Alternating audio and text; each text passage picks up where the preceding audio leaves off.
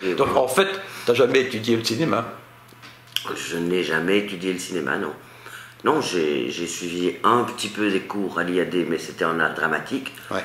Ah oui. C'était pour être comédienne, donc j'étais pas dans la section réalisation.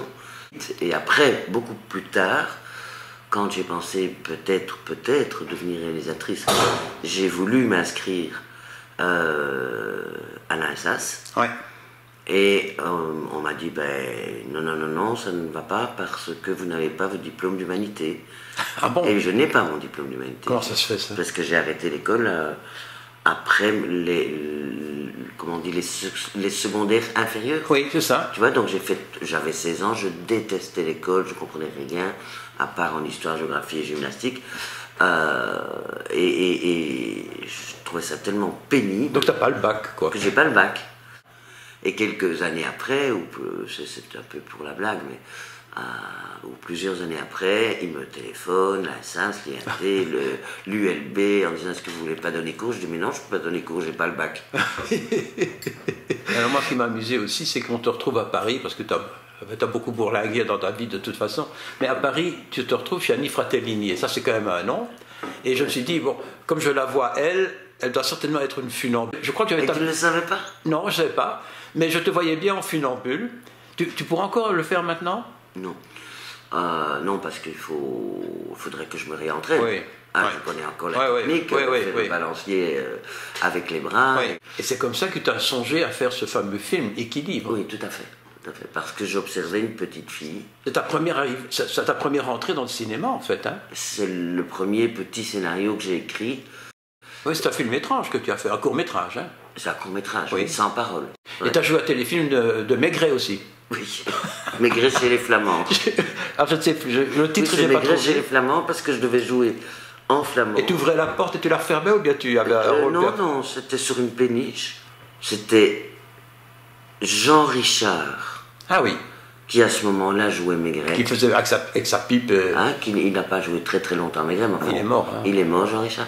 C'était Jean Richard qui jouait Maigret, puis il y avait un autre dont j'ai oublié le nom. Après Équilibre. Oui. J'ai fait un premier long métrage qui s'appelle Le Lit, adapté de Dominique Rollin. Oui. Mais j'ai mis quand même 4 ans pour monter le financement de ce film, qui coûtait 2 fois rien.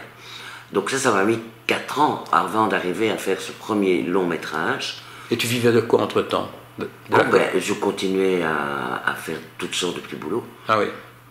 Moi j'ai souvent gagné ma vie, entre guillemets, en donnant des cours de langue. Ah oui. Donc à Paris, je donnais des cours d'anglais, puisque je parlais parfaitement anglais. Et à New York, je donnais des cours de néerlandais et de français. Et alors, ça explose. Tout d'un coup, 85-87, tu sors 2 trucs extraordinaires.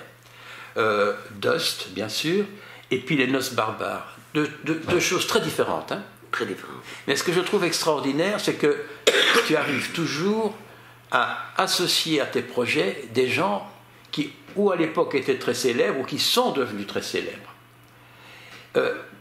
Oui. Tu dois avoir une sorte de talent pour trouver les gens qui ont vraiment quelque chose, une vraie personnalité, parce que bon, Jane Birkin, c'est quand même une vraie personnalité, ça. Et les bouquins que tu adaptes, ce sont quand même des vrais grands bouquins. Nos barbares, bon, ça a été un prix Goncourt, je crois. Un Goncourt, Yann Kefelec. Et Dust, c'est un bouquin américain qui... Non, sud-africain. Sud-africain, mais dont l'auteur a obtenu plus tard un prix Nobel. Donc, et maintenant, on arrive depuis novembre, un film de Mario Hensel qui sort, c'est le 15e, le 15e Non, le 12e. Le 12e. Les films sont des films très personnels. Est-ce qu'on peut dire du cinéma d'auteur? Moi, j'aime pas trop l'expression, parce qu'en général, quand on dit cinéma d'auteur, ça veut dire, entre parenthèses, chiant. Oui, non, moi, je peux tout à fait assumer que je fais des films que je sais qu'ils s'adresseront, vu les modes et ce que les gens ont envie de voir aujourd'hui, etc., que ce que je raconte ne s'adressera qu'à un public petit, un public niche, un public de gens qui aiment encore réfléchir. Et alors aussi, le travail d'acteur. Parce que si on regarde tous les acteurs que tu as employés, ce sont toujours en général des gens très personnels, très... des grands interprètes. Oui, oui, c'est ça. Des vrais bons comédiens. Quoi. Des hommes qui ne sont pas des fluettes, quoi, qui sont des mecs. Voilà, des mecs. Oui. Déjà, Trevor Howard, au départ, c'était pas une mauvaise Trevor Howard, sûrement. Et quand tu sors un film comme celui-ci, qui sort donc depuis novembre, est-ce que ça marche bien? Non, ça ne marche pas bien. Mais je crois qu'il y a un problème de salle aussi, non? Ben, on est dans la bonne salle, on est au Vendôme, et on est au Stockel, et on est à Liège, et on est à Mons, et on est à Namur, et on est à Rixensart, et donc on a les salles qu'on doit avoir. Oui. Mais les spectateurs ne viennent pas suffisamment, et c'est pas uniquement pour mon film. Les recettes là sur les derniers mois, pour tous les films d'auteur, quels qu'ils soient, sont très basses. On nous avait expliqué qu'en fait un film belge, produit et réalisé en Belgique, avait un public qui variait entre 2000 et 15 000 spectateurs. Bon, 15 000, c'était déjà remarquable. Je parle d'une production belge. Belge francophone, hein. Oui, belge francophone, je suis bien d'accord. Mais je me suis dit, bon, moi je calcule le prix d'entrée d'une salle de cinéma, même fois 10 000, fois 15 000, on va pas loin, hein. Mais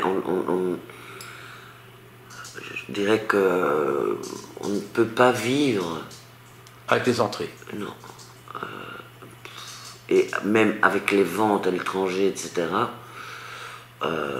il faut que le film soit, le projet, soit vraiment complètement financé pour qu'on puisse se payer sur le financement du film les frais généraux de la société et éventuellement un salaire producteur. Si on n'a pas financé ça, on sait qu'on fera très peu de recettes après et qu'on va avoir un problème. Alors on fait un peu de recettes grâce au festival, un peu parce que... Il y a beaucoup de festivals où vous ne gagnez rien, hein. Non, je ne parle pas les prix. Ah. Mais normalement, pas pour un premier... En droit d'auteur, je veux dire. Oui, en droit d'auteur aussi, mais pas pour les premiers longs métrages ni les deuxièmes longs métrages. Mais à partir du moment où on a un petit nom, les festivals qui veulent montrer vos films dans le monde entier, ils payent une location, ils payent. Et ça varie entre 500 et 1000 euros en gros. Bon, mais si on fait 30 festivals ou 40 festivals, c'est les premières rentrées. C'est pas des énormes rentrées, mais c'est des rentrées. Mais ça fait pas un film, ça. Ça fait pas un film, ça fait juste un peu survivre. Ça fait les sandwichs des techniciens sur place. La boîte de production, je veux dire. Non, et c'est pour ça que pratiquement tous mes collègues, ils donnent aussi des cours là et là, et à l'INSA, c'est pour avoir leur sécurité sociale payée, pour mettre les bouts ensemble. Alors pourquoi fais-tu du cinéma et pourquoi, je ne sais pas moi, n'ouvres-tu pas une baraque de frites? Ça c'est assez rentable. Parce que je ne suis pas une femme d'argent. Mais moi je dis toujours, qu'est-ce qui est le plus important dans la vie? Eh bien c'est faire ce qu'on aime. Tu vas encore faire beaucoup de films? Je n'en sais rien. Parce que celui-ci est un peu difficile. Pas le film, je veux dire sa commercialisation, te semble un peu difficile. Or, pour faire un film, il faut quand même boucler, hein. Il faut boucler les financements et je sais que c'est de plus en plus dur, de plus en plus difficile, pas que pour moi, pour tout le monde. Bon, je suis aussi productrice, donc je continue à produire d'autres gens que moi. Et j'ai produit dernièrement, l'année passée et cette année-ci, des documentaires avec énormément de plaisir. Et je pense que ça c'est moins dangereux, non? Les documentaires, pour moi, c'est moins dangereux, oui. Et ça te permet de vivre aussi. Et ça permet de vivre et ça se vend plus facilement. Oui. Et on peut traiter des sujets formidables. Et puis c'est à long terme aussi. Tu peux investir pour 10 ans avec des documentaires. Hein. Ils peuvent tourner pendant 10 ans. Hein. Oui, j'en ai d'ailleurs. J'en ai produit il y a 4-5 ans. Un qui tourne encore, qui est demandé tout le temps, qui se revend, bien sûr. Bien sûr. Et ça, j'aime beaucoup faire ça. Donc, ça c'est Mansfilm. Ça c'est Mansfilm Production. En fait, que tu as créé toute jeune. Hein. Pour le premier court-métrage. Pour le premier court-métrage. Et ça t'a peut-être aussi permis de faire les autres films. Ah, mais si j'avais pas monté ma boîte de production, je ne serais plus là. En fait, ton métier, c'est plus productrice que réalisatrice. Ah, mais je prends beaucoup plus de temps à trouver des sous. Et bien sûr. Et un peu de temps à écrire un scénario, et encore beaucoup moins de temps à tourner un film.